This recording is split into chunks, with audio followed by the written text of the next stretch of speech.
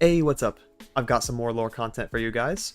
With the tournament coming up and the end of the rank season right around the corner, I thought it would be a good time to cover the 3 best decks of each archetype, so that you have a last minute climbing deck, or maybe you see something that you'd like to try for the first time. Whatever you're looking for, there will definitely be something for you. So I wanted to meet in the middle this time, since I covered both aggro and control strategies, and give you guys some mid-range decks. Before I get into the decks, if you're new, please consider hitting the subscribe button to stay up to date with my content. Our journey to 10k subs is still going strong, and I need all the support I can get, so it'd be awesome if you joined. This is the only channel where you can get my specific style of content and in-depth guides, so you won't regret subbing. I also stream on Twitch often, so check me out over there if you're looking for live gameplay of someone who's hit high master tier every season, and even hit rank 1 in NA a while back. I'm trying to go for a Twitch partner push in the next couple of months, so it would mean a lot to have you stop by. Each and every person in chat goes a long way. With that, I hope you enjoyed these deck rundowns.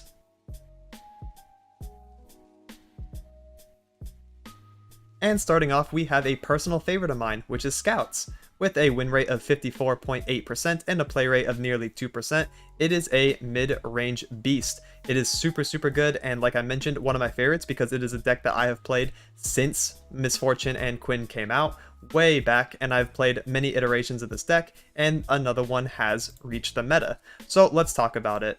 This is not my exact list that I use, this is the one from Runeterra AR, so I highly recommend checking out the stream if you want to see other variations of this deck. You can play with the numbers, and there's actually a lot you can do. There's a lot of deck building freedom and creativity with Scouts. There's so many different directions you can go, different play styles, different options. It's really cool. So this one's rocking Fleet Feather Tracker, Ranger's Resolve, and Shell Shocker. Now, I don't normally run Shell Shocker, but I do like its inclusion. I think the attune goes a long way. It helps you play the unit, but also have spell mana to float, so you can do Rangers with it, or you can do Inspiring Light or Sharp Sight plays a little bit more efficiently after you play the Shell Shocker. Really cool. Bright Steel Protector, Sculptor, Inspiring Light. Grant allies 1/1, really good, especially if you are playing this for 1 mana cheaper by playing Shell Shocker early. You can also basically draw into this with the Zap Sprayfin if you choose to run it. I have seen some iterations with Zap, but it is not currently in this list.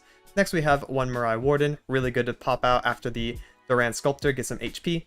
Broadwing, Sharp Sight, Misfortune, Sergeant, getting that really big for Demacia for pushes. Aegis for the rally, Navigator for scout synergy, Quinn, and Genevieve. And that about wraps it up for the quick deck run through. Now here's a live commentary game so you can see how the deck plays out. I'll be giving context to why I'm playing certain cards, and hopefully it gives you a good feel on how to play the deck.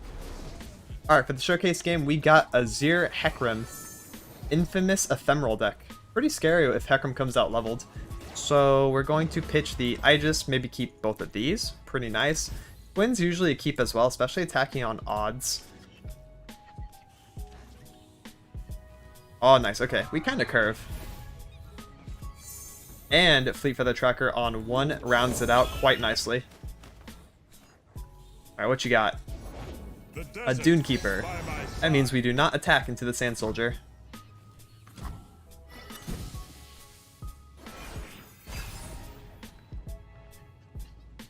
Ooh, okay. Yeah, let's go ahead and slam Sculptor here. Alright, let's get to work. We're going to take 3 to face. That puts a Shark in their grave. So whenever they attack with ephemeral allies, Shark is also going to attack with them. We can also play Broadwing or Sergeant. I actually like Broadwing, right? No, let's do Sergeant. That way we can do 3, 4, 5, and 6. That's pretty good. We're probably not able to do for Demacia right on turn 6 though, because we're going to be attacking on odds this game. I think we go for it. I think it just curves slightly better than Broadwing. Vile Feast. Sure. We can attack with both. Needs a finishing touch. Yeah, I don't think they're on second Vile Feast. I'm gonna try to just control this board here.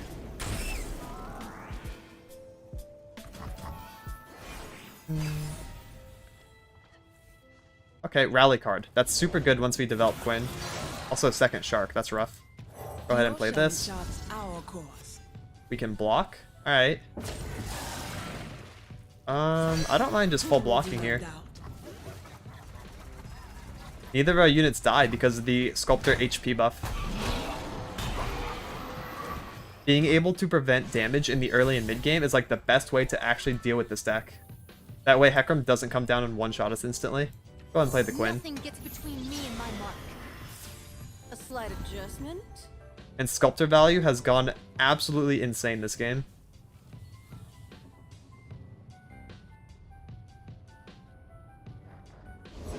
Almost. Sounds good. Got it. We can just scout attack. I wonder if Waking Sands comes next. We could have attacked with everything that isn't Valor, and then they Waking Sands, and then we can grab it with Valor, so that Quinn doesn't get threatened, I guess.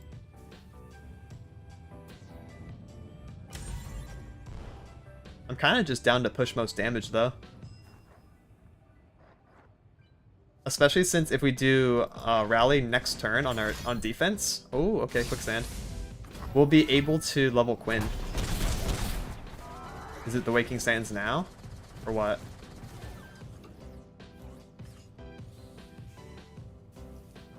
You know, I think we still just full swing.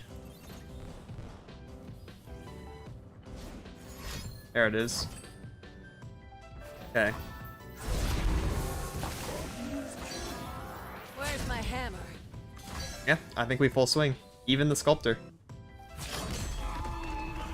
This makes our rally play like game winning next turn.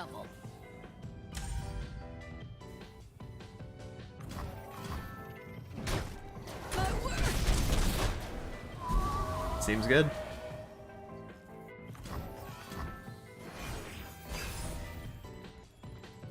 Ooh, Misfortune as well. So we have a follow-up win con.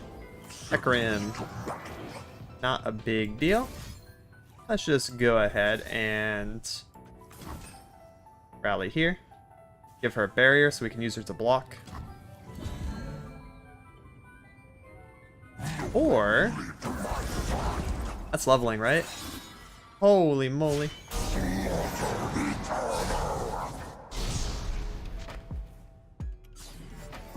Let's block here. And then we can also block here. And here. Real good to see you. Live with 4. Yeah, that sounds fine. We can live with 4. Just block most damage. How about that? This blocks more.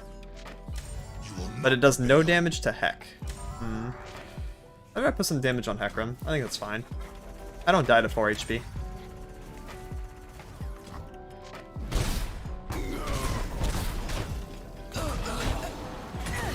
And we can go ahead and get our scout attack off. Bonk. Play our Broadwing.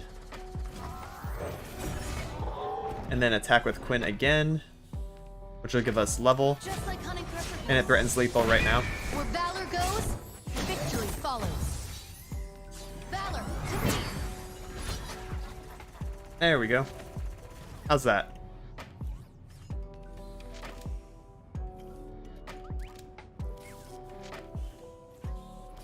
Ah, boom.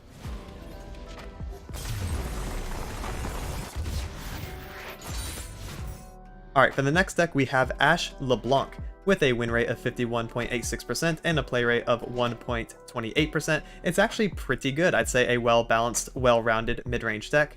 This is actually a fan favorite as well. I get asked to play this one a lot on stream. A lot of people enjoy playing it and watching it. It's also a good beginner-friendly deck because you get 2 Ashes as your 7-day login bonus, so you kind of just convert the rest of your resources into building this deck and have a pretty good time, especially since the deck has gotten nothing but buffs for the past like year and a half. I think it's finally in a good spot to where it is meta. I've been seeing it pop up a lot on ladder as well, and this is what it looks like. We have triple Brittle Steel, really good for Frostbite synergy, 1 quick little Elixir of Iron, could be 3rd Omen Hawk if you want, a couple Omen Hawks, Iceveil Archer for Frostbite, Glorious Seeker to help control the board in the early game, in conjunction with Brittle Steel, Elixir of Iron, very, very good. Same with Troll Chant, really good at protecting her. Averrosion Trapper, Culling Strike for removal, LeBlanc Ashe as power mid-game units to play around, Bloody Business for removal. If you're an Assessor to redraw, this is one of the recently buffed cards, going down to 4 mana. Helps you get your resources back. Whispered Words, also good draw. Hearthguard, another buffed card, 6 HP, really tanky, really good at accelerating your unit stats. Harsh Winds, Reckoning to help win a lot of matchups. And Incisive Tactician, which is basically a rally card. And this deck plus rally is actually kind of scary. This is another one that I play quite a lot actually on stream. I have different variations of it. It's super fun. I highly recommend trying it. Again, pretty cheap to get into. So yeah, let's get into the showcase game. Alright, for the showcase game, we got Azir Aurelia, a very scary deck right now. We're basically going to have to use our resources and our Glory Seeker to take down their champions because it's a very champion-reliant deck. We're going to pitch Trapper because I want to play LeBlanc on 3. Glory Seeker on 2, sounds good, especially with Bloody Business. We can keep that as well.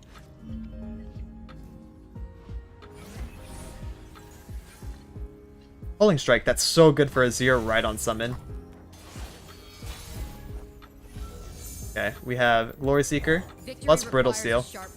This is a really good 3-mana combo to help control the board in the early game. Like if Greenglade Duo comes down, that is gone as a priority unit to remove. Because this thing can get so out of control with their ability to summon multiple units a turn. Yep. Honestly, if the Azir comes down and I Culling, they might surrender if their hand is bad. We'll see. Let's see the Azir. No, it's just Deus. We'll go LeBlanc. Places to go, people to be. Because if they play like a 1-cost now, like Sparring Student and Attack, I can use LeBlanc to block the Sand Soldier that gets summoned and start amping her level up. We do not mind one bit. Yeah, this thing too. As long as they're not on Shapestone. Playing around Shapestone is a pretty good idea. Like, it's greedy to block here. We don't really have to play greedy. I'll just take the damage. But if you know your opponent isn't on Shapestone, then that's a great block to do.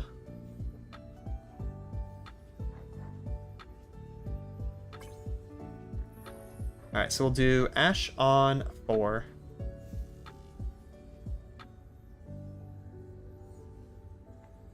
And that's one action that basically outplays any one action they can do. Now what could you be plotting? Well, let's go. Stop roping. Falling asleep over here. Alright, play some Ashe. I will unite the Freljord. And this is really scary, right? The Emperor commands, the land obey. That's fine. Cut them apart. Show me a target. Alright, check this out. Going to go ahead and try to kill the Shadow Apprentice and push damage here and here. Keep your distance. This is going to be Shapestone or Twin, maybe. To trade up. No? Alright, that means they're not on a combat trick. And we got leveled LeBlanc. I whisper truth into lies.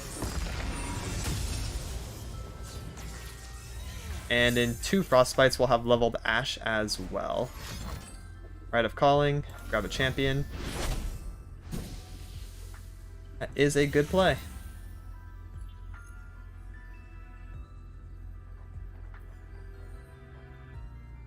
We have removal, though. A true leader marches beside her people. So honorable, so naive. Alright. Ready, willing, and learning. I'm not really convinced I have to do anything crazy. I could just do like a mirror image and summon LeBlanc and have a blocker. And then use Culling Strike as well this turn. Classic misdirection.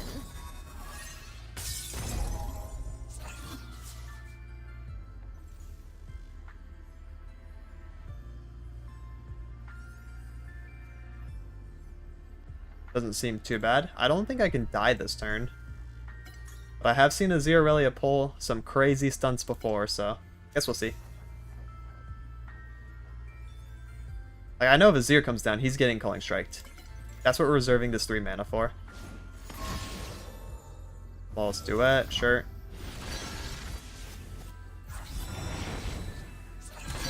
Block. Yep. Only taking 1. Doing some good damage with LeBlanc so that we can get another mirror image soon. Then what? Ribbon Dancer, cute. Don't worry, I've danced this 100 times. We can block this as well.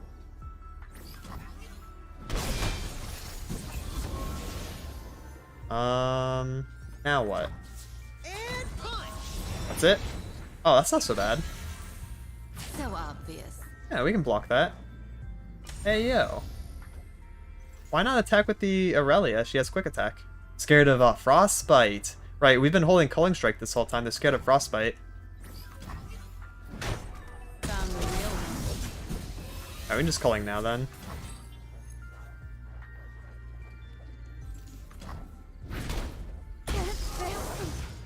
No problem. Then we can lead with Mirror Image. Try to get another Frostbite out here. And if they use Homecoming or something, we have Bloody Business as a response, so this is pretty safe. Yep. When rhythm takes hold, there's no time for fear. That is cute.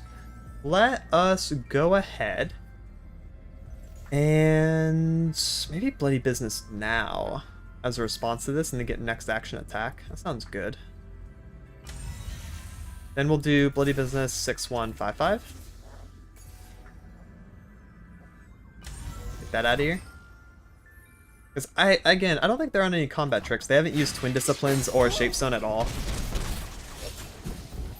Yeah, and then when we full swing here, these both get frostbitten because we get Ashe level, and then we just have lethal. And to round out the decks, we have Taric Poppy. Now this is a newer deck that just came up, and I'm not super familiar with it myself, but it has a win rate of 54.29% and a play rate of near 2%, so it is quite strong.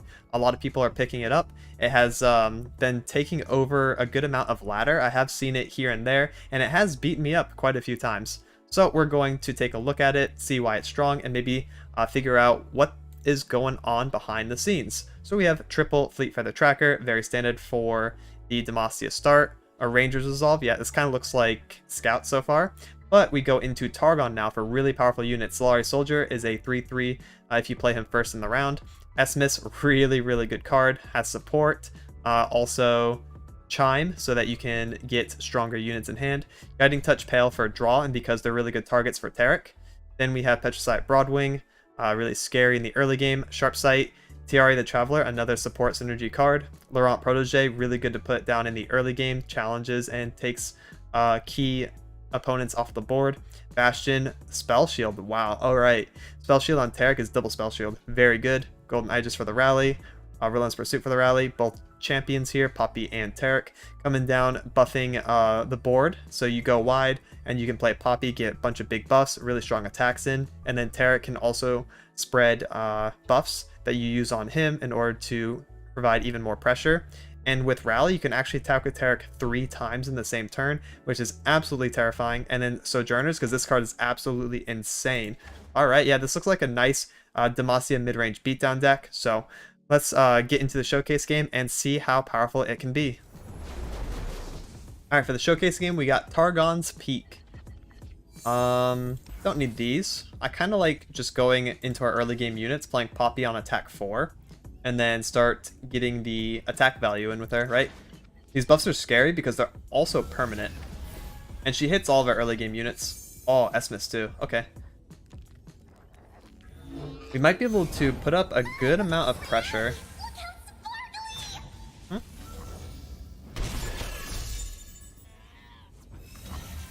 Hopefully before Targon's Peak can come down. Let's go ahead and get the Broadwing.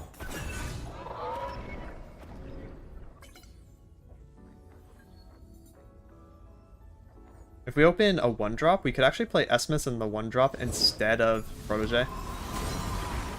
No, they're ramping. 3 damage. Ooh, Taric. Hey, yo. Taric after Poppy. We have such a cool hand, actually. Both champions, rally combo, buff. Good early game. Like, if we were fighting another mid-range deck or an aggro deck, I think we'd be in a winning position for sure. Who does not know the name Laurent? Just go ahead and do this. I don't think they even attack. Yeah, only Zoe.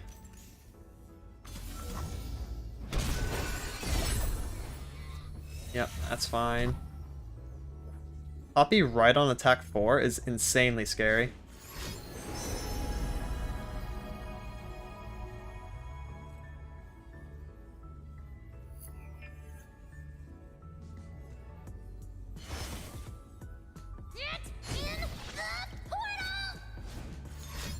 Moonsilver cheapening something. Yo, what is that?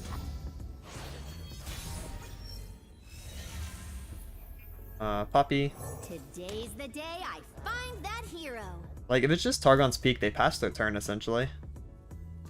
And we can do whatever we want.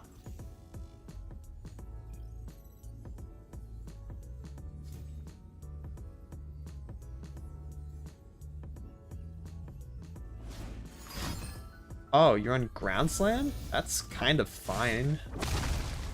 It's just a stun. They haven't summoned the landmark yet, so it doesn't deal any damage. Hardly fair. I don't want to grab both of these because this is utility I don't want them to have, and this is Zoe, so. Go ahead and do that. I don't mind a 3-3 being here. Yep. Then we can go into Taric, rally. Ooh. Our next attack turn is really scary. Could be the last turn, honestly. I don't know how they deal with this. Aside from Targon's Peak now, and then the thing that obliterates my entire board. Ravine?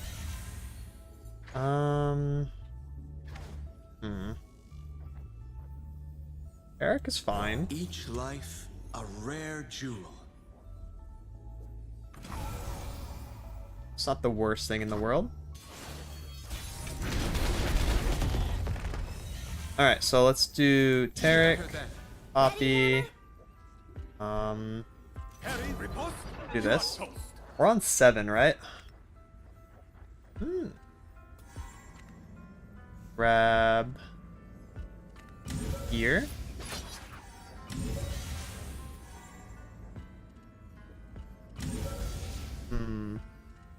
What if we do something cool like this? What if we do Rangers, then Pale,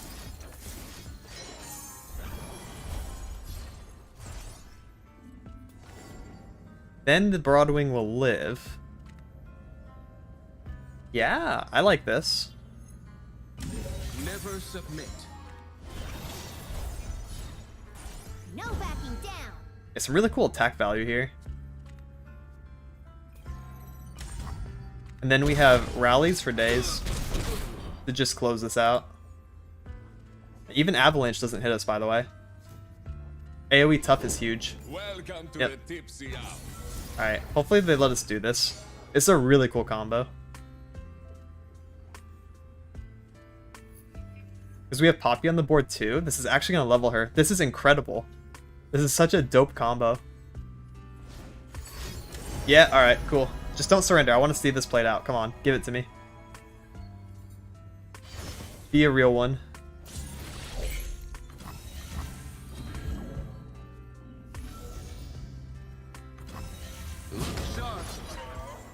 Yo. We're gonna do like this though. Yo. Unyielding. Alright, so we casted the rally card on the unit that Taric was supporting. So we get to rally again. 3 attacks in 1 turn, along with the Poppy level. Look at this! Poppy level and Taric level. No hero, huh? Guess I'll finish this one. Double animations. Never submit. There is nowhere left to go but up. There we go, minus 29. Impact across the board. Taric now grants invulnerability after this attack. Oh my goodness. It is so far gone. These gems aren't just for show. Okay, Andy's talking. And that's it for this one. Also check out the last of the series coming out tomorrow, and also the aggro and control if you want to see more of the 3 best decks of each archetype. And please like and subscribe if you thought this video was informative or entertaining. It really helps me out since I'm still trying to grow. I'll be releasing more deck profiles, guides, gameplay highlights, and reveal content in the near future. Thank you so much for watching and have a good one. Laters!